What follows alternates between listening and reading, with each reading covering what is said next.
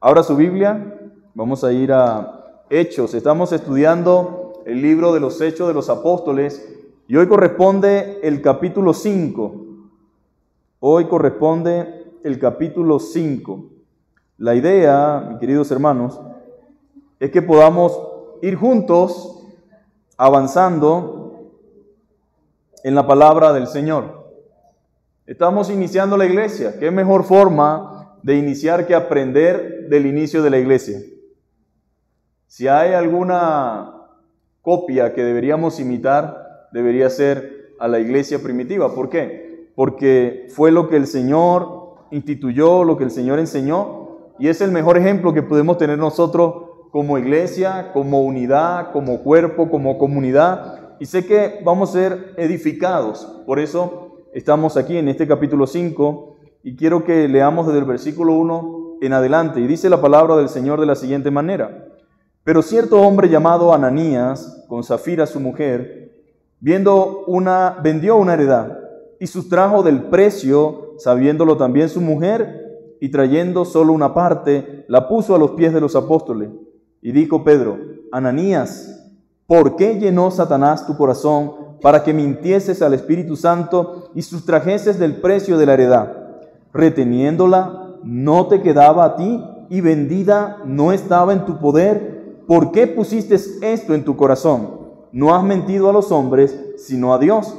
Al oír Ananías estas palabras, cayó y expiró. Y vino gran temor sobre todos los que oyeron. Y levantándose los jóvenes, lo envolvieron y sacándolo lo sepultaron.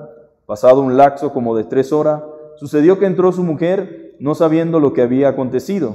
Entonces Pedro le dijo: Dime, ¿vendiste en tanto la heredad? Y ella dijo: Sí, en tanto. Y Pedro le dijo: ¿Por qué conveniste en tentar al Espíritu del Señor? He aquí a la puerta, a los pies de los que han sepultado a tu marido, y te sacarán a ti. Al instante ella cayó a los pies de él y expiró. Y cuando entraron los jóvenes, la hallaron muerta, la sacaron y la sepultaron junto a su marido. Y vino gran temor sobre toda la iglesia y sobre todos los que oyeron estas cosas. Señor, te damos gracias por tu infinita bondad y por tu infinita misericordia. Gracias por esta palabra. Rogamos, Señor, que puedas ministrarnos, que puedas hablarnos, que puedas ayudarnos a ver y a entender, Señor, Padre, la enseñanza, la palabra que tú tienes para cada uno de nosotros. Gracias te damos, Señor, por tu misericordia, y rogamos que podamos entender y quita de nosotros, Señor, cualquier distracción, cualquier cosa que perturbe, Señor, Padre amado, el entendimiento, Señor, que tú puedas revelarte claramente como la luz del mediodía para que cada uno de nosotros ponga por obra tu verdad y viva conforme a ella, Señor. En el nombre poderoso de Jesús. Amén. Ananías y Safira. ¿Cuántos han leído? Porque aquí todos son buenos lectores de la Biblia, ¿verdad? Aquí siempre dedicamos, aunque sea 1 hora y media diaria, a la palabra de Dios. Bueno, deberíamos, ¿verdad? Por lo menos dedicarle un tiempo diario a la palabra de Dios. Pero cuando uno ve este episodio en la palabra de Dios, sin duda alguna nos genera un poquito de preocupación y a veces decimos: ¿qué pasó allí? ¿Por qué sucedió de esa manera? ¿Por qué estas personas fallecieron en el instante? Parece que sucedió algo serio. Y el tema de la mañana de hoy es el pecado de presunción. Eso está muy de moda en el día de hoy. Presumir de lo que vamos a hacer o de lo que hacemos por otro. Es cierto que en algunos lugares es obligatorio tomar una foto cuando se trabaja con una fundación para darle algo a alguien, porque hay tantas malas cosas que están sucediendo que lastimosamente no queda de otra que dejar la evidencia que se entregó lo que se nos dio para compartir y repartir. Pero mucha gente hace muchas cosas buenas, nobles, pero lo primero que hace es presumir de lo que hizo. En este caso particular, estamos hablando de que era el inicio de la iglesia y nos encontramos con una pareja, con unos esposos que presumieron de algo que decían que habían hecho, pero que no lo habían hecho bien ni correcto. Hay algo que nosotros como cristianos debemos tener siempre presente. Dios todo lo sabe y Dios todo lo ve. Y delante de Dios no hay nada oculto que no haya de ser manifiesto. El peor error que puede cometer un ser humano es pensar que puede engañar a otros, que puede engañarse, se engaña a sí mismo cuando engaña a otros. Y hay algo que la Biblia dice es, Dios no puede ser burlado. La gente piensa y cree que puede jugar con Dios, pero resulta que no es así. La Biblia es muy clara, mi amado hermano, y si algo caracteriza este libro es su transparencia. La Biblia es clara y transparente, nunca oculta nada, por muy feo y vergonzoso que sea. Esa es la diferencia entre la palabra de Dios y los libros autobiográficos que se organizan de una manera tal que quedan como un héroe, ¿verdad?, las personas. Pero la Biblia no solamente habla de las cosas buenas, positivas, que pudo haber hecho algún creyente o algún héroe de la palabra de Dios, de la fe, o la iglesia, sino que saca a la luz todas las cosas. Porque Dios dice que con Él mora la luz y en Él no hay tiniebla. Entonces nunca oculta nada. Así como habla de los logros y de las hazañas del pueblo de Dios, también expone todas aquellas cosas que son vergonzosas. Por eso la palabra de Dios es confiable. Porque aquí no hay ninguna intención más que revelar la verdad. Por eso dice la Biblia, y conoceréis la verdad, y la verdad os hará libre. Y esa verdad está aquí, en la palabra de Dios. Entonces siempre revela todas las cosas, las expone, las buenas y las malas. La intención de Dios es mostrar su voluntad por medio de ella, y también cuán grave y peligroso es ignorar lo que las Escrituras dicen. Cada cristiano debe vivir lo que la Biblia dice. No podemos jugar a ser cristianos. No podemos vivir en hipocresía, ni en apariencia, ni en una falsa religiosidad, sino que debemos ser en público lo que somos en oculto y lo que somos en secreto. Debemos revelarnos tal cual como somos. Entonces, si alguien ignora las Escrituras, pues tal vez piensa que puede burlarse de Dios, puede burlarse de la iglesia, puede burlarse de sus hermanos, puede burlarse de otros creyentes, creyendo que se está saliendo con la suya. Pero la Biblia dice que no hay nada oculto que no haya de ser manifiesto. Y también enseña la Biblia que Dios revelará los secretos de los hombres en el día del juicio. Eso lo enseña Romanos. Entonces, el cristiano debe vivir lo que la Biblia dice, debe ser transparente, debe ser sincero, sin hipocresía, sin engaño, entendiendo que Dios todo lo sabe y todo lo ve. En primer lugar, debe hacerlo para la gloria de Dios. Debo vivir así porque eso da gloria a Dios, porque Él demanda que viva así. ¿Quién demanda que vivamos en integridad y en santidad? Dios. No es un invento nuestro, no es que queremos parecernos o que queremos ser, no. Dios demanda de nosotros que vivamos así. En 1 de Pedro, capítulo 1, verso 14, dice, como hijos obedientes, no os conforméis a los deseos que antes tenías, estando en vuestra ignorancia, sino como aquel que os llamó es santo, sed también vosotros santos en toda vuestra manera de vivir. Algunos hermanos y algunas personas piensan que deben vivir en santidad en ciertos lugares y en ciertas ocasiones, y se dan a sí mismo el permiso de salirse de la regla de Dios en determinados momentos. Pues no funciona en algunos lugares, aplica para algunas cosas. Es santo en toda vuestra manera de vivir, en la casa, en la familia, en el trabajo, en la iglesia, en mis relaciones sociales con otros, en mis compartir con otros. Todos tenemos que relacionarnos en esta vida, con creyentes y no creyentes. La pregunta es, ¿cómo vivimos cuando estamos entre hermanos y cómo vivimos cuando estamos fuera del alcance de nuestros hermanos? Algunos tienen doble vida. Lamentablemente y tristemente, pues se engañan a sí mismos pensando que como la iglesia o los hermanos no saben, no lo ven, el pastor no sabe y no se preocupan por el que realmente debe importarle, que es Dios. Ahora, la Biblia dice que los ojos de Dios están en todo lugar, mirando a los buenos y a los malos. El hecho de que los ojos de Dios estén en todo lugar, mirando a los buenos y a los malos, debe llamar mi atención poderosamente y llevarme a pensar y a reflexionar en el hecho de que es una bendición que Dios vea lo bueno que hago, pero también es una cosa seria que Dios vea lo que hago en oculto o en secreto. Ahora, no hay platabanda, no hay edificio, no hay subterráneo, No hay lugar donde Dios no vea. Todo lo ve. Todo lo ve. Entonces dice que seamos santos en toda vuestra manera de vivir, porque escrito está. O sea, es voluntad de Dios. Así lo estableció Él. Dice, sé santo porque yo soy santo. Dios exige de su pueblo una vida diferente. ¿Para qué nos llamó Dios? Nos redimió y nos hizo un pueblo santo y celoso de buenas obras. Dios nos llamó y nos sacó de la inmundicia, nos sacó del pecado, de la vida que lleváramos, independientemente lo que cada uno hiciera. Pero de allí nos sacó Dios y Él espera de su pueblo una vida diferente. Espera de nosotros rectitud, justicia y verdad. Y sería siempre una buena pregunta preguntarnos, ¿y cómo andamos? ¿Y cómo ando? Pues Él espera de ti y espera de mí justicia, rectitud y verdad. En segundo lugar, porque somos un testimonio dentro y fuera de la iglesia. ¿Sabe usted que la razón por la cual mucha gente no cree en Dios no es porque no crean en lo que la Biblia dice, no creen en lo que nosotros vivimos y hacemos? Decía Spurgeon que la gente no lee la Biblia, pero sí lee cristianos. Lee nuestra conducta, lee nuestro comportamiento. Y tristemente tenemos que reconocer que el testimonio de la iglesia no es el mejor. Que hay hermanos muy nobles que hacen cosas muy buenas, gloria a Dios, sí es cierto. Pero más son los malos testimonios, las malas conductas, los malos comportamientos que el mundo está viendo.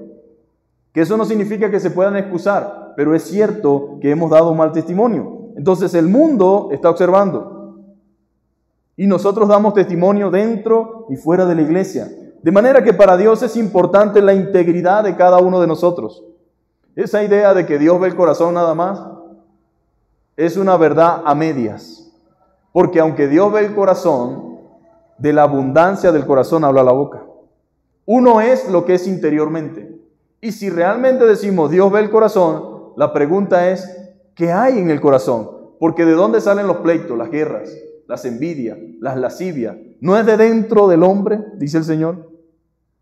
Lo que contamina al hombre es lo que sale de adentro. Y si mi corazón es puro, si mi corazón es limpio, si mi corazón es íntegro, pues en mi vida se va a reflejar la integridad, la justicia, la luz, el amor, la misericordia. Pero si en mi corazón albergo hipocresía, mentira, engaño, pues por muy buen actor que sea, en algún momento se deja ver lo que realmente somos. Y vaya que es una decepción cuando uno se da cuenta de lo que es una persona y uno dice, wow, no es como yo pensaba. Es lamentable, pero somos un testimonio, mi amado hermano, bueno o malo. Usted decide cuál es de esos dos. De manera que para Dios es importante la integridad de cada uno de nosotros como creyente. La Biblia nos muestra lo que debemos hacer y lo que no debemos hacer. Es clara la palabra de Dios. Y nos da ambos ejemplos por medio de experiencias vividas. Están los ejemplos de los que han obedecido al Señor, pero también la de aquellos osados que se atrevieron a desobedecer. Cuando uno ve los beneficios de la obediencia, el resultado de la obediencia es una bendición, y está en la Biblia. Pero también habla la Biblia de los resultados de la desobediencia. Se ve claramente. Lo peor que puede hacer una persona es pensar que puede burlarse de Dios. Y cuando digo esto me refiero a pastores, líderes, maestros, me refiero a creyentes, porque hay mucha gente que puede llamarse pastor y puede estar jugando y burlándose del Señor pensando que no acontece nada. En algún momento se enfrentará con la realidad de que Dios no puede ser burlado. De Dios no puede burlarse nadie. Entonces es un error creer eso, o creer que puede burlarse de los que sirven a Dios. Dice la Biblia que están los siervos de Dios, que es una cosa muy distinta, y están los asalariados, los que están por otras cosas. Pero los que creen que pueden burlarse de los que sirven a Dios, o que pueden burlarse de estas personas, traerá consecuencias serias, mis amados hermanos. Porque la iglesia es algo serio. No es un relajo, no es un juego, no es un lugar para venir aquí quizás a cualquier cosa, menos a lo que debemos, no. Burlarse de los que sirven a Dios trae consecuencia, porque son los instrumentos que Dios usa. No es en sí que el hombre de Dios deba creerse algo y andar por allí pensando que es intocable. No me refiero a eso. No me malinterprete, no me refiero a eso, sino más bien a aquellos creyentes que piensan que pueden engañar a los hombres de Dios o burlarse de ellos y quedar impunes delante de Dios. ¿Qué dijo Ananías y Zafira? Si uno lee unos versículos anteriores, había un hombre llamado Bernabé que vendió una propiedad y la trajo y los puso a los pies de los apóstoles. Fue algo espontáneo, generoso, voluntario, y él lo hizo. Ananías y Zafira, tal vez al ver la gratitud, al ver lo que generó eso, dijeron, bueno, nosotros también vamos a hacer algo similar. Porque hay un problema, mi amado hermano. Hay gente que quiere hacer cosas no con las intenciones o las motivaciones legítimas, sino buscando un beneficio o buscando congraciarse con las personas. Voy a ganarme o voy a meterme por aquí para ganarme el cariño de los hermanos, para ganarme el cariño y la aprobación de la gente y para que me tomen en cuenta para otras cosas. Pues el mundo está lleno de eso, nosotros lo sabemos. Pero Dios no permite ni acepta que entre nosotros existan motivaciones egoístas, que exista hipocresía, mentira y engaño con tal de alcanzar algún fin o alguna finalidad. Pues en Dios no hay acepción de personas, mi amado hermano. No hay acepción de personas. Ellos pensaban entonces que podían burlarse de los hombres de Dios. La iglesia del primer siglo tuvo que experimentar este hecho lamentable pero necesario de la disciplina y juicio de Dios. ¿Cuántos saben que Dios disciplina? A la gente no le gusta eso. Y a veces me da tristeza cuando la gente vive en pecado, vive como quiere, y entonces la gente que está puesta por Dios para decirle la verdad a la gente le dice, no, tranquilo, Dios ve el corazón. No me imagino a los sacerdotes ni a los apóstoles diciéndole esto al pueblo. Nosotros no estamos aquí para condenar a nadie, pero Dios es muy claro y juzga ciertas cosas. Y cuando alguien está viviendo contrario a la voluntad de Dios, ¿qué creen ustedes que va a suceder? ¿Le va a ir bien? ¿Dios va a bendecir a una persona que camina de espaldas a Él? ¿Qué hace usted cuando su hijo vive mal y hace las cosas contrarias? ¿Lo premia? ¿Lo recompensa? A menos que lo odie. Pero si lo ama, lo disciplina y con todo el dolor del mundo, pero su amor por él lo lleva a tener que hacer algo que lo ayude a entender y entrar en razón. Lo mismo sucede si somos cristianos, si somos hijos de Dios y estamos actuando de una manera incorrecta, la disciplina de Dios vendrá sobre nosotros. ¿Por qué? ¿Porque nos odia? No, porque nos ama. Entonces, esta iglesia del primer siglo experimentó la disciplina y el juicio de Dios.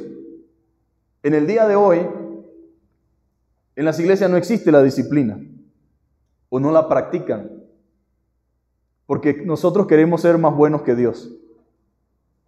Y el problema es que cuando nosotros queremos ser más buenos que Dios, pues lo que nos va a alcanzar es la tragedia, la desidia y el abandono. Pero nosotros no podemos ser más buenos que Dios. No hay nadie más bueno que Dios. Jesús dijo, bueno es Dios. Y si en su bondad la disciplina y el juicio de Dios son necesarios, pues entonces nosotros debemos proclamarlo, enseñarlo y practicarlo. Entonces hubo disciplina y juicio de Dios contra unos individuos que pensaron que podían burlarse de Dios y que no pasaría nada. Qué chévere, Ananías y Zafira. Vamos a ponernos de acuerdo. De todas maneras, aquí nadie va a saber nada ni nadie se va a enterar. Ni tú vas a decir nada, ni yo voy a decir nada. El resultado fue una muerte súbita, instantánea, como muestra de que Dios no puede ser burlado y que la iglesia es algo serio. Ellos dijeron, vamos a decirle a Pedro. ¿Qué va a saber Pedro? ¿Qué puede decirnos Pedro? Si tú dices que son 100, 100 son, ¿sí o no? Ninguno de nosotros lo vamos a contradecir. Y para que sea más excelente, tú llegas primero y yo llego después. Así son los mentirosos. Ellos siempre arman un plan y siempre tienen un cuento y siempre tienen una excusa y siempre buscan. Pero, ¿qué excusa podemos tener delante de Dios, mis amados hermanos? Entonces, Dios hizo algo Tremendo, una muerte súbita, instantánea. Algunos dicen no, él se murió del susto. Otros dicen no, a él le dio un ataque al corazón. Hermanos, la palabra es clara. Aquí hubo un acto de Dios y un juicio de Dios. Podía haber tenido el corazón perfecto, podía haber sido la persona con más salud, pero había un juicio de Dios y había una razón y un motivo y un porqué. Y una lección que quedó para la iglesia de aquel tiempo, pero también debe quedar para nosotros, para ayudarnos a ver las cosas como son. La iglesia no es un club de amigos donde vamos a alardear de nuestras finanzas y hablar de nuestra generosidad y medir quién es más bondadoso. A algunos pastores les encanta poner a los bondadosos al frente y que todo el mundo sepa, y el hermano fulano, y hasta una placa. Una cosa es el reconocimiento que se le debe dar a una persona por lo que es.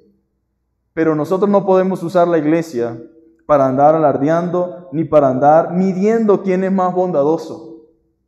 Porque dice la Biblia, lo que haga tu mano derecha, no lo sepa tu izquierda. A mí no me gustaría que alguien me diera algo y me pusiera en cadena nacional para decirme que me dio un pasaje para irme, un ejemplo. Hay cosas que la lógica te dice no tiene sentido y se pierde, por muy bueno que haya sido la acción, se pierde el propósito y se pierde la bendición. Pero a Dios no le agrada eso. Pero a veces la gente actúa de esa forma. A los cristianos ahora les encanta eso. Les encanta que estén promocionando lo que los estén poniendo en alto, pues es todo lo contrario a lo que dice la Biblia.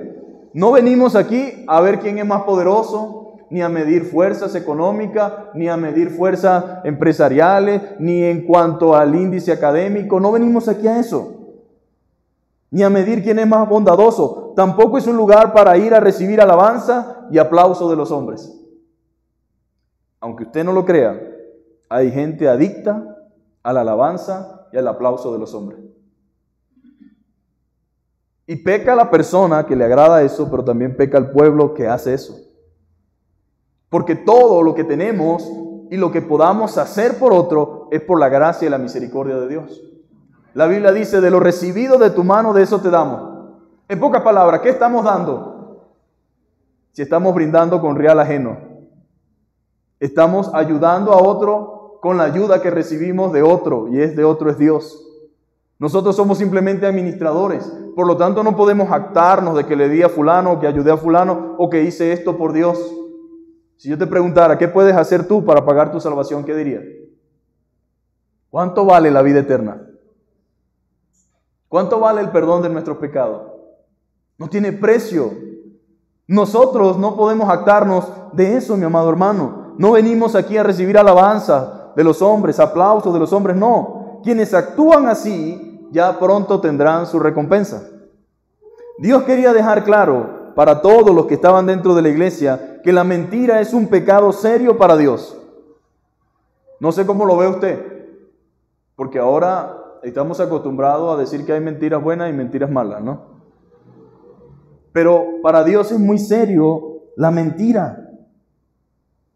Es muy serio, mi amado hermano. Toda mentira tendrá su retribución, y mentir a los hombres de Dios es de igual forma mentirle a Él. ¿Quién era Pedro? Un apóstol, escogido por Dios y puesto por Dios. ¿Tenía defectos Pedro? Sí, pero aún así Dios lo escogió, y aún así Dios lo capacitó y lo puso para el ejercicio del ministerio. Por lo tanto, él era un hombre de Dios. Él estaba allí puesto por Dios. Aunque no era perfecto, Dios lo puso allí. Pedro no era perfecto, pero era el instrumento de Dios para la iglesia. Era el instrumento de Dios. Y todos debían entenderlo y debían respetarlo. Debían entenderlo y respetarlo. Era necesario para aquella iglesia naciente vivir en un temor reverente. Yo creo que el problema que tenemos con la iglesia es que perdimos el temor a Dios. Ya no hay realmente un temor reverente para las cosas de Dios. La gente confunde lo que es legalidad y lo que es religiosidad.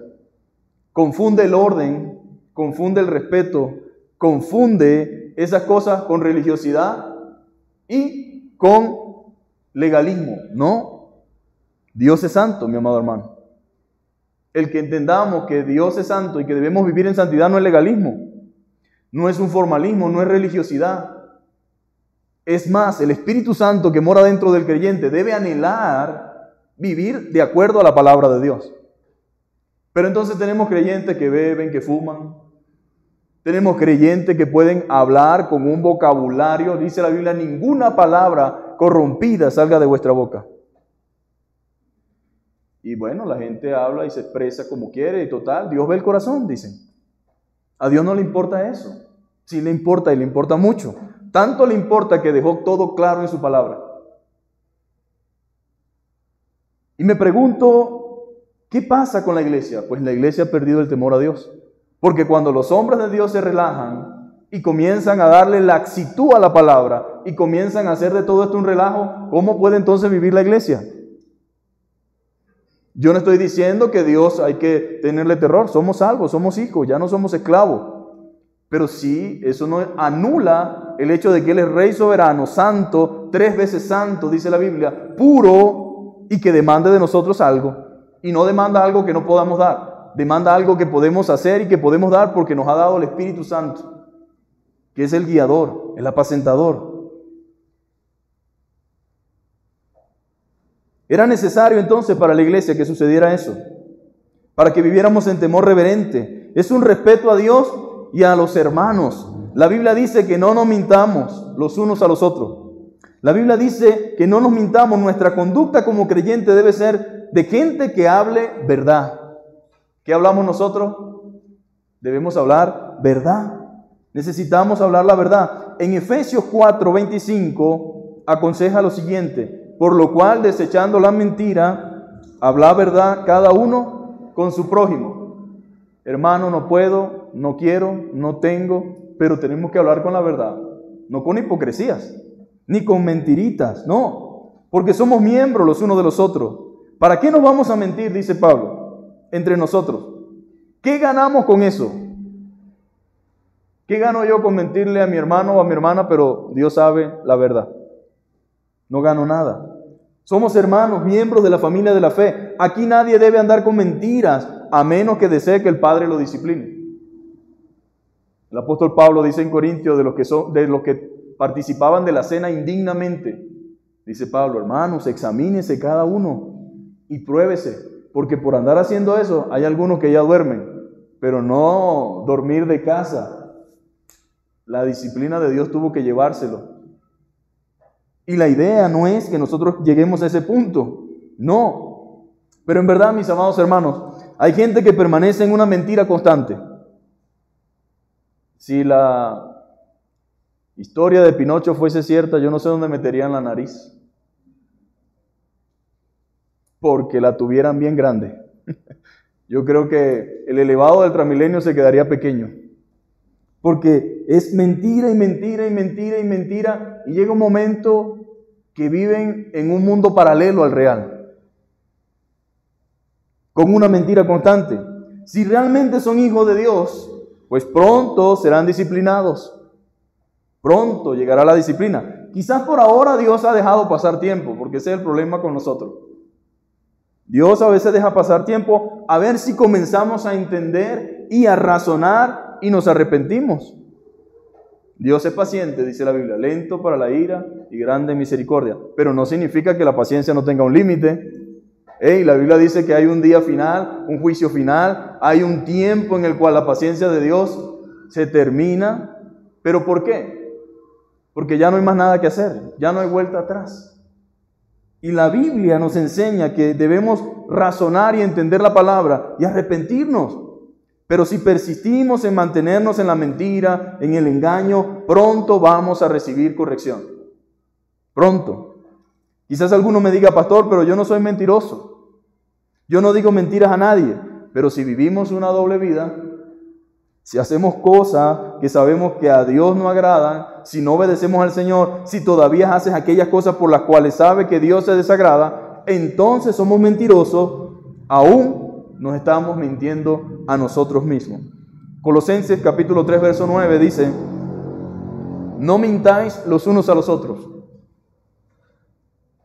Ahora, cuando uno ve la Biblia, que no es ni Mateo, ni Marcos, ni Lucas, ni Juan, que son los evangelios, sino que son las cartas que se enviaban a las iglesias, quiere decir que en las iglesias había gente mentirosa.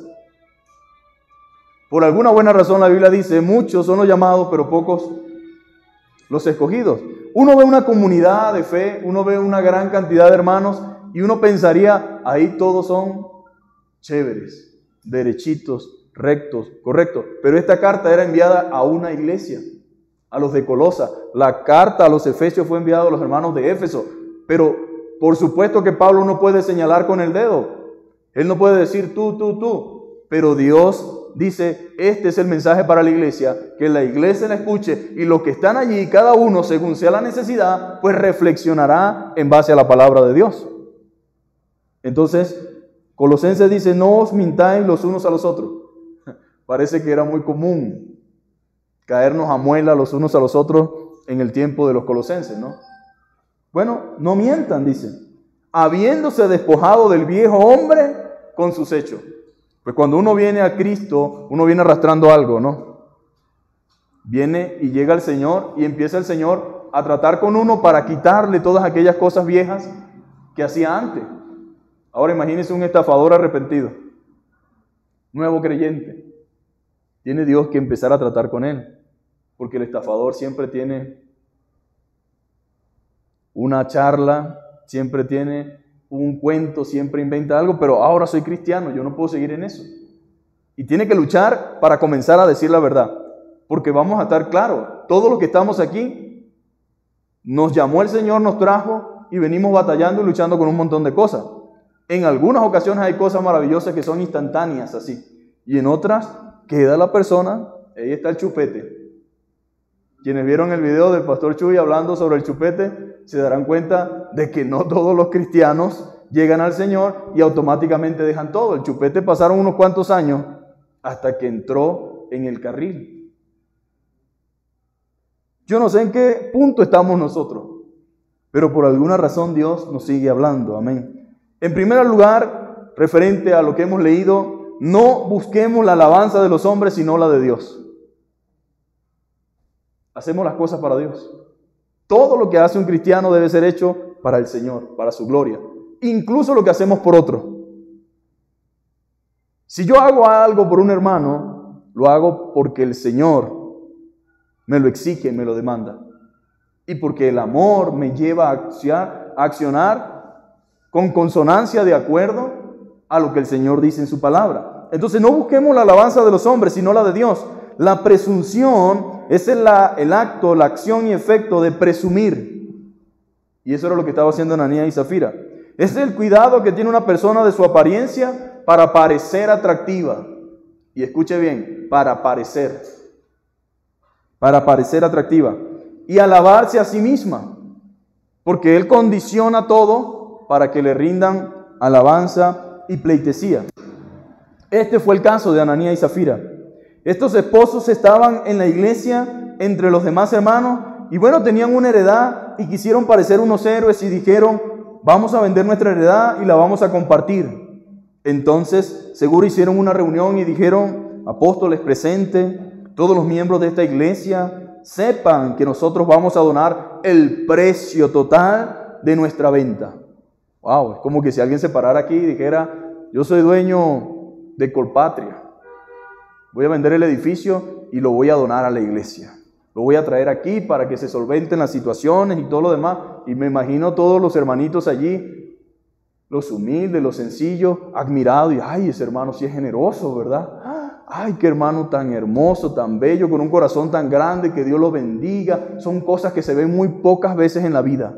Y pasa el tiempo y uno asombrado todavía de la obra, de la magnitud de ayuda que estaría dando esa persona, ¿verdad? Bueno, eso pensaron Ananías y Zafira. Será puesto a la orden de la obra de Dios. Ahora, la generosidad, y quiero que quede claro, no es pecado. No había nada de malo hasta aquí. Si quieren vender su heredad y traerla, eso ya es problema de ustedes. y del Señor con ustedes. Pues bienvenido, dijeron los apóstoles. Hasta aquí no había nada de malo. El problema es la intención del corazón y lo que me mueve a hacer lo que estoy haciendo. Pregúntese hoy, ¿lo que he hecho bajo qué intención lo he hecho? Lo que estoy haciendo por alguien lo hago ¿con qué intención? ¿Es genuino? ¿Es sincero? ¿Es real? ¿Lo hago con amor? ¿Lo hago voluntariamente? ¿Lo hago por la gloria del Señor? ¿Lo hago libremente? ¿O estoy buscando algo más? Hermano, yo he dado en algunos casos con el hecho de que muchas cosas de las que hacemos a veces no son realmente movidas por lo que debe ser. Hay una intención detrás. Hay un propósito detrás. Ahora, no sé el de los demás, pero sí puedo saber el mío. Y es la pregunta que debo hacerme. ¿Cuál es la intención del corazón, lo que me mueve a hacer lo que estoy haciendo? Recuerde que la iglesia estaba experimentando bastantes dificultades. Era la iglesia del primer siglo. Había limitaciones y entre ellas había necesidades y carencias económicas. Sin embargo, muchos hermanos voluntariamente quisieron donar parte de sus heredades y en algunas ocasiones, algunos libremente y motivados por el amor, sin ninguna inducción o acondicionamiento psicológico, donaron todo lo que tenían para mitigar las carencias y las necesidades en la iglesia naciente. Pero era voluntario. No habían 2 horas de tienen que dar el dinero y lo demás. Y por supuesto, hasta dice un amigo mío que no es cristiano, hasta yo me tengo que amarrar los bolsillos porque a veces hasta casi me provoca dar todo. Pero estoy siendo inducido, condicionado. Y todos sabemos que esas estrategias funcionan.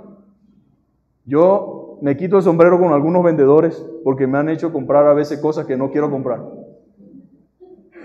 Y es un defecto. Y mi esposa me dice, ¿pero por qué? No puedes permitir eso. Pero te atienden tan bien y son tan insistentes y ya abajo, no se vaya, ya le busco, lo traigo, mídase ¿cómo le queda? No se preocupe. Y uno no encuentra qué hacer y se siente como amarrado. Así se siente mucha gente en las iglesias. No es que son generosos, no es que son bondadosos, no es que quieren dar. Es el trauma y el juego psicológico y emocional e inductivo que se meten en la mente de la persona y la persona hace cosas que no quiere hacer y luego que llega a casa tiene problemas. Porque el esposo le dice, te volviste loca, te volviste loco. ¿Y por qué hiciste eso? Tú no hablaste conmigo. ¿Cómo tú vas a donar el carro si todavía lo debemos? Cosas como esa, mi amado hermano. Problemas como, ¿dónde está el dinero del arriendo? No, pero tengamos fe que yo lo di a la iglesia. Yo he visto tantas cosas, mis amados hermanos. Y uno debe sentir vergüenza y pena ajena por eso. Y debe señalarlo como algo incorrecto, algo malo y algo que no es de Dios. Porque muchas veces usan este mismo texto que acabamos de leer para justificar todo este tipo de cosas. Y no es lo que el Señor está haciendo. Aquí el pecado no era el monto. Aquí el pecado no era el dinero. Aquí el pecado no fue si dio mucho, si dio poco. Aquí el pecado fue la mentira. Pero no estaba Dios actuando ni haciendo juicio porque simplemente dieron 2 millones, 1 millón, 300,000. No se trataba del dinero, se trataba del presumir y de presentarse ante la iglesia, ante la gente, como unas personas que no eran. Eran simplemente hipócritas y mentirosos. Eso era lo que eran. Entonces, esta iglesia pudo avanzar a pesar de la adversidad, movido por la generosidad de los creyentes. Nunca por imposición de los apóstoles o porque ellos los persuadieran para que dieran. Una iglesia nunca debe obligar a nadie a dar, porque así no obra Dios, así no actúa Dios. No debe la iglesia nunca obligar a nadie a dar. Sin embargo, es imposible que una iglesia llena de creyentes a los cuales el Espíritu Santo haya regenerado permanezca indiferente ante la necesidad de la misma. ¿Sabe? No hace falta pedir. La gente que ha nacido de nuevo y que ama al Señor y su obra sabe que como creyente él no puede pagar nunca nada de lo que el Señor ha hecho por él y que él debe ser generoso, pero es voluntario, mis amados hermanos. Decía el doctor Stanley, nunca pidas, me dijo el Señor en oración, empezando su ministerio. ¿Todos conocen Ministerio en Contacto? ¿Sabe? Todo lo que implica el ministerio en contacto en lo que requiere a recursos y cuántos años no tiene el ministerio. Y ¿saben? La estrategia ha sido nunca pidas. APEN, que es un ministerio grande que trabaja con niños y está en más de 168 países, dice, cuéntale tu necesidad a Dios y dísela a su pueblo, pero no pidan. Y Dios ha bendecido esto, mis amados hermanos. El pastor Chuy, sin ir muy lejos, la regla aquí no se trata de pedir, porque el que da las cosas es el Señor, el que mueve los corazones es el Señor. Yo sentiría mucha pena ajena que alguien diera algo que no tiene y que se fuera a casa y después discutiera por haber dado algo que no tiene. Y a mí me ha pasado en algunas ocasiones. Gente que ha dado algo emocionalmente y luego lo necesita y se acerca y dice, pastor, no se preocupe. Tome, claro. Dios no es un mendigo, mis amados hermanos. Dios no necesita su dinero ni el mío. Si yo no doy para la obra de Dios, otro lo hace. Pero Dios no depende de nosotros. ¿Ustedes creen que la obra de Dios depende de lo que nosotros podamos hacer? Nosotros tenemos la oportunidad de participar y ser instrumento de bendición para la obra de Dios. Y el privilegio es nuestro, no de Dios. Pero si yo no hago nada y usted no hace nada y nosotros, ¿qué creen ustedes que va a suceder? Pues Dios lo va a hacer de otra forma y de otra manera. Pero es un privilegio ser parte de lo que Dios quiere hacer. Es un privilegio grande que tenemos. Entonces, la generosidad, mis amados hermanos, se hizo manifiesta durante el primer tiempo de la iglesia y a lo largo de la historia. ¿Qué pasó entonces con Ananías y Zafira? Pudiéramos preguntarnos allí. Los que son más buenos que Dios dicen, ay, Dios no puede actuar así, Dios sí es malo. Ay, ¿cómo un Dios de amor y un Dios de misericordia haría tal cosa? Imposible creer eso. Yo no puedo creer que Dios obre de esa manera. Pero ¿cuál fue la razón de su muerte? ¿Por qué tuvo Dios que actuar de manera tan fulminante con ellos? Quizás la respuesta que tengamos no nos satisfaga por completo, pero podemos estar seguros de que Dios actuó justamente e hizo lo correcto. ¿O hay alguien aquí que pueda decir que Dios se equivocó? Dios hizo lo justo y lo correcto. La mentira, el engaño y la hipocresía con la que actuaron Ananías y Zafira llevó a Dios a actuar inmediatamente y dejando una tremenda lección para la iglesia. ¿Cuál es esa lección? No prometamos nada que no vayamos a cumplir. ¿Cuánta gente no hace promesas en el altar a Dios? Llorando con lágrimas, a moco suelto. Y dicen, Señor, si tú me ayudas, Señor, si tú me sacas de esta situación, si tú me provees un empleo. Hay hermanos que oran para que Dios le provea un buen empleo y después no pueden ni congregarse. Se supone que uno diría, ¿para qué pedías eso, no? Pero lo que quiero que entendamos es que desde tiempos antiguos, desde el Antiguo Testamento, la Biblia viene diciendo, no prometas nada que no vayamos a cumplir. Este es un fenómeno que constantemente se repite en la iglesia. La gente voluntariamente se compromete y luego no cumple. Es sencillo. Con la boca me amarro innecesariamente en algunas ocasiones. Y uno dice, ¿para qué dije eso? ¿Y para qué? Pues bueno, la Biblia dice, no prometas nada que no vayas a cumplir. No están obligados a prometer nada, pero lo hacen por las razones que solo ellos y Dios sabrán. Solo Dios sabrá. Ojalá que las promesas que hagamos sean genuinas, ¿verdad? Sinceras y sean verdaderas. Toda promesa no cumplida es una mentira. Pregúntenle a un niño. No, papá, tú siempre me dices así. ¿Eso es cómo se llama? Mentira. Por eso a veces tenemos problemas con los hijos. Por nuestras mentiras. Es mejor sincerarse con ellos y decirle la verdad. Y en algunas ocasiones pedirle perdón por lo que le prometemos pero que no hemos cumplido. Porque el hecho de que seamos padres no significa que tenemos licencia para mentir. ¿Cuántos creen que porque somos padres tenemos licencia para mentir? No. No podemos mentir. Entonces, toda promesa no cumplida es una mentira. No sé cómo lo verán algunos creyentes, pero debes entender que toda promesa no cumplida es una mentira. La Biblia aconseja en Eclesiastés capítulo 5, que cumplamos nuestra promesa y que mejor es no prometer que prometer y después no cumplir. Vaya ahí al capítulo 5 de Eclesiastés, desde el versículo 1 en adelante, y nos daremos cuenta de que no es sabio andar prometiendo cosas que no vayamos a cumplir. No hay pecado, mis amados hermanos, en no poder ayudar o contribuir. Después de todo, no se puede. No es malo quien no puede ayudar porque no tiene. ¿Cuánta gente no quiere hacer tantas cosas, verdad? Y no puede. Ese no es el problema aquí. No hay pecados en no poder ayudar o contribuir si no está en nuestro corazón ni a nuestro alcance. Bueno, pastor, quisiéramos apoyar la iglesia, pero se nos limita, no tenemos, no podemos. ¿Cuál es el problema? No hay ninguno. Usted no es ni peor ni mejor cristiano por eso. Y Dios lo sabe y Dios lo entiende. Aquí lo que más importa es que el que ve todas las cosas conoce realmente mi condición y mi situación. Y puedo tener paz si en determinado momento no puedo apoyar, no puedo ayudar, no puedo colaborar. Él lo sabe. Jesús experimentó toda clase de vivencia. Tuvo cansancio, tuvo hambre, tuvo sed. Él sabe compadecerse. Él sabe lo que es tener alguna carencia, alguna necesidad. Él lo sabe. Entonces no es pecado.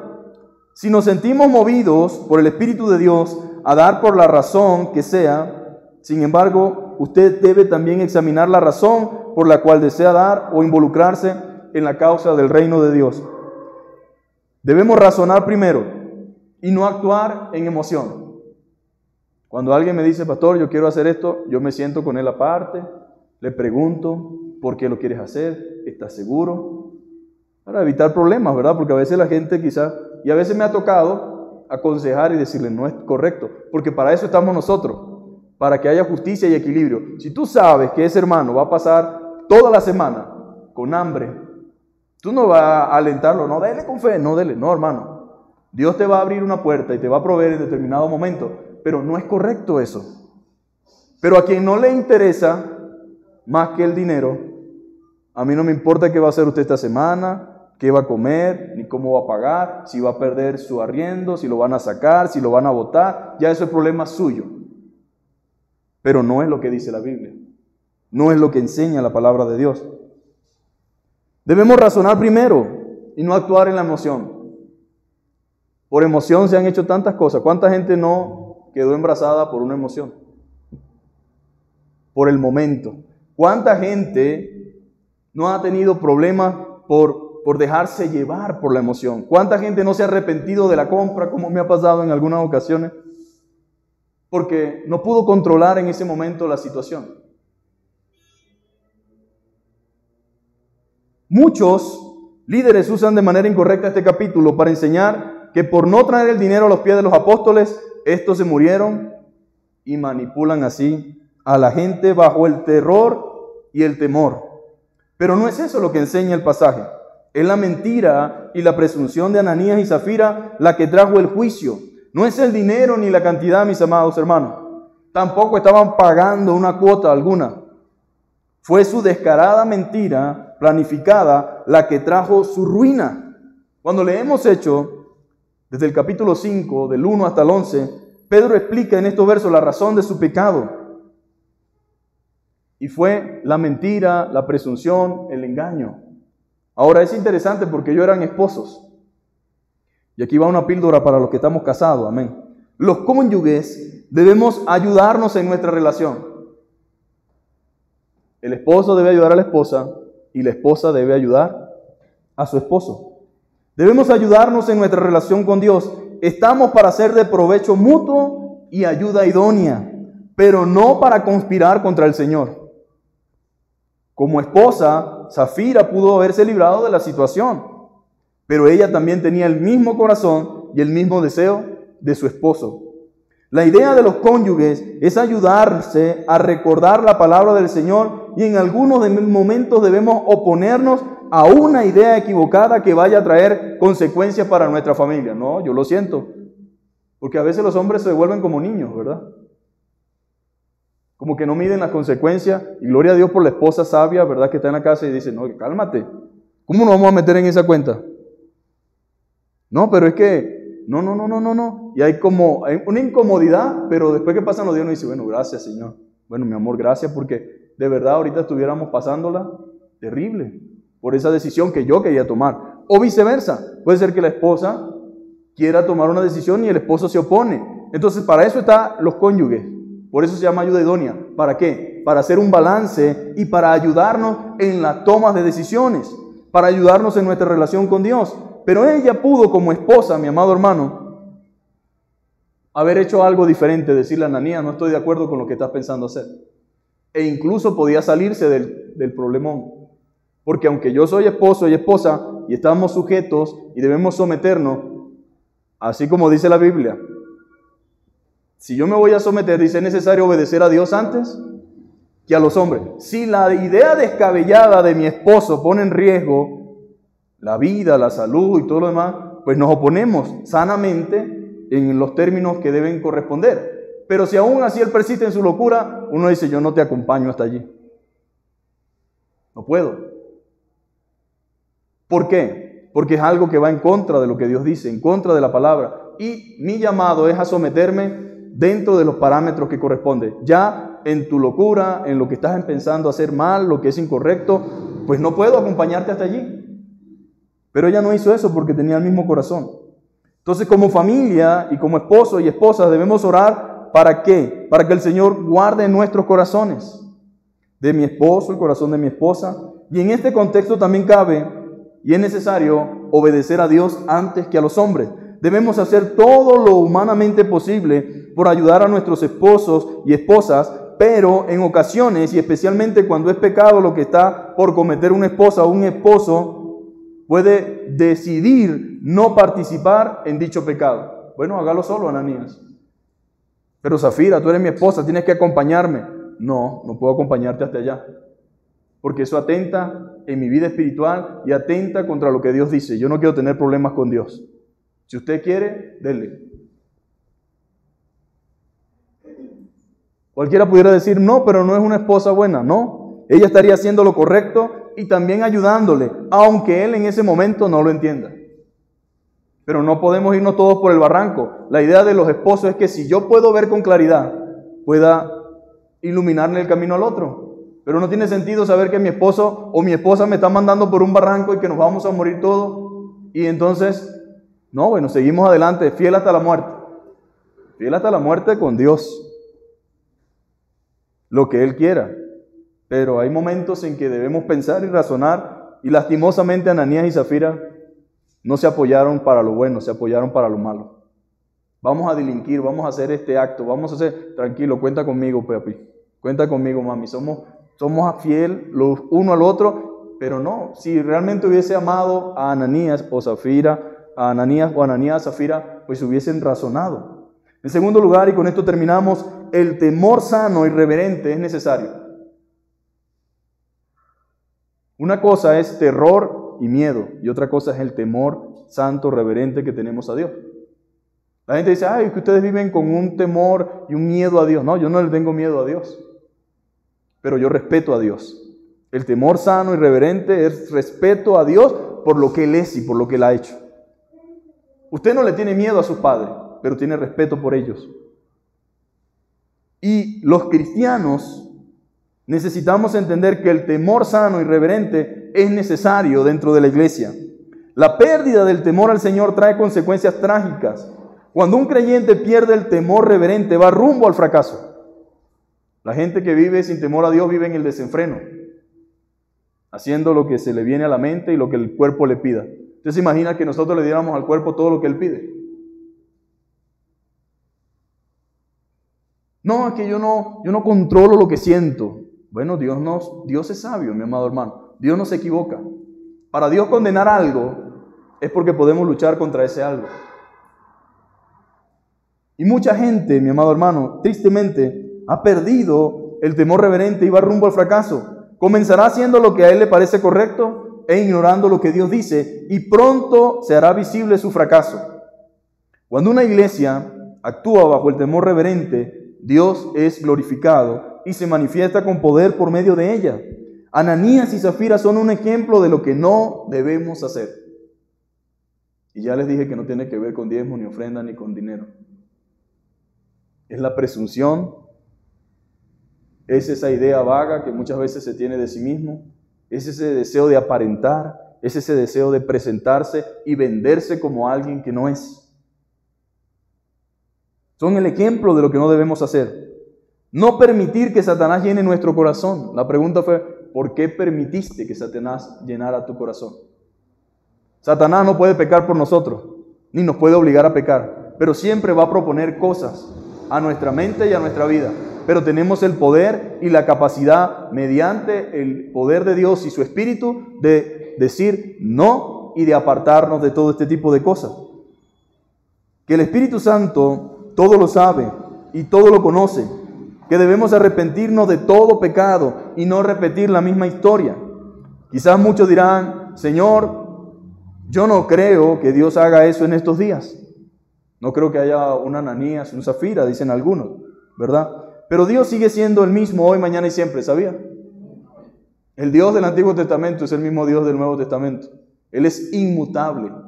Él es el mismo hoy, mañana y siempre y por los siglos de los siglos. El mismo que demanda santidad, porque sin ella nadie verá al Señor. Y esto es interesante. Sin santidad nadie verá al Señor. No sé qué estarán viviendo muchos creyentes en el día de hoy, que creen que a pesar de, y en medio de, y en lo que hacen, igual ellos tienen el cielo gano, según. Sin santidad, dice la Biblia, nadie verá al Señor. Aunque algunos crean que Dios no haga algo así como con lo que hizo con Ananías y Zafira. Lo que puede suceder es que Dios esté teniendo misericordia de mí, misericordia de nosotros. Por tanto, antes de que llegue el juicio de Dios, ¿qué debemos hacer? Ponernos a cuenta con Él. Ponernos al día con lo que Él enseña y con lo que Él dice. Vamos a ponernos sobre nuestros pies. Vamos a despedirnos en oración. Y pidámosle a Dios que nos ayude a ser ese pueblo santo y sin mancha que dice Pedro que Él quiere. Un pueblo celoso de buenas obras. Tal vez no nos vamos a parecer al resto, porque nosotros vamos nadando contra la corriente, mis amados hermanos. Tal vez habrá gente que le va a decir, ustedes son unos religiosos. Tal vez otros le van a decir, ustedes son simplemente tal cosa, pero nosotros entendemos por la palabra lo que Dios dice y lo que Él espera de cada uno de nosotros. Padre, te damos gracias en esta mañana por este tiempo de adoración, por este tiempo que pasamos juntos como iglesia para glorificarte y para darte gracias y para alabarte por todo lo que tú eres, Señor. Te damos gracias por esta palabra, Señor. Como decía el apóstol Pedro, yo no me cansaré de repetirle siempre las mismas cosas, Señor. Te pido que hoy podamos, Señor, salir de aquí entendiendo quién eres tú, Señor, y lo que tú esperas de nosotros, Señor. Que guarde nuestros corazones, Señor. Que guarde nuestras motivaciones, nuestras intenciones. Que haya transparencia, sinceridad y pureza en nosotros, Señor. Quita de nosotros, Señor, cualquier idea equivocada. Y permite en el nombre de Jesús que todo lo que hagamos, Señor, sea de hecho, de palabra, sea hecho con la conciencia y el entendimiento, Señor, de que tú todo lo ves, Señor. Perdónanos, Señor, porque sin lugar a duda todos hemos pecado, Señor. Hemos fallado en muchos aspectos y en muchas áreas y solamente tú conoces, Padre, lo que hemos hecho que no ha sido tal vez de tu agrado, pero hoy por tu misericordia entendemos tu palabra y te pedimos que nos ayudes, Señor, a hacer las cosas bien. Bendice a los esposos, Señor. Bendice a los cónyuges, bendice a la familia, Señor. Permite en el nombre de Jesús que hagamos lo que nos corresponde como familia, como sacerdote, como esposa, Señor, y que podamos en el nombre de Jesús no repetir esta trágica historia, sino al contrario, Señor, vivir de acuerdo a tu palabra y a tu voluntad. En el nombre de Jesús te damos gracias, gloria y honra. Amén y amén. Dios les bendiga. Hermanos, como siempre saben, ahí al final